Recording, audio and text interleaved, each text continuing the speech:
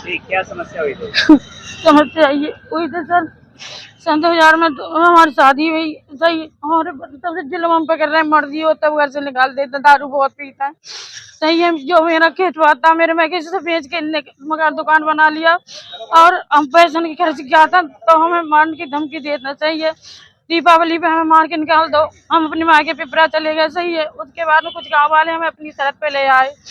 ऐसे इन 11 तारीख को हमारे संग में मारपीट की, तो हम अपने भैया जो मोबाइल है भैया उनके पास चले गए और झूठी झूठी हमारे बारे में अफवाह निकलवा रहे हैं कि भाग गई, ये है कि वो है। ये जो समधी के साथ आपके आरोप लगाया गया, ये सब तरह से झूठ है सर। उनके पैसे कुछ आ रहे हैं 70,500 रुपए, तो हमसे कह रहे थे कि उनके पैसे नहीं देने। मैंने कहा उनके पैसे दे दो, तो कह रहे नहीं उनके पैसे नहीं देने। सर उन पे लालचन गलत लगाया गया है। पति के साथ आप रहना चाहेंगे?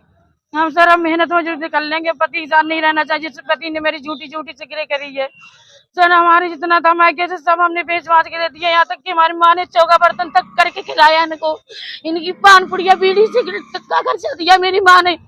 आज मुझे सर यहाँ मेरे बदनाम कर रखा, मुझे झूठी झूठी मेरी करी है। बेटा है, पड़ोसी है, वो भी कह रहे थे। वो बेटा पड़ोसी कुछ नहीं सर, वो बेटा मेरा पैसा का लालची है, उसे कुछ भी करवा लो पैसे दे के।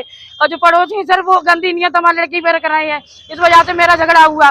सही है, से पहले भी आपके ऐसी लड़ाई झगड़ा ऐसे शुरू से सर चलना है। जब तक मेरी जमीन रही हम बेच बेच के देते रहे, और जब मेरी माँ खत्म, मेरे पास जमीन नहीं रही तो मेरी माँ ने बगाइयों में सर काम कर करके हमारे घर में सब कुछ दिया है। नहीं ये पूरा गांव जानता है मेरी माँ का सब कुछ है, उसमें मेरी चम्मच भी इनकी नहीं है सर।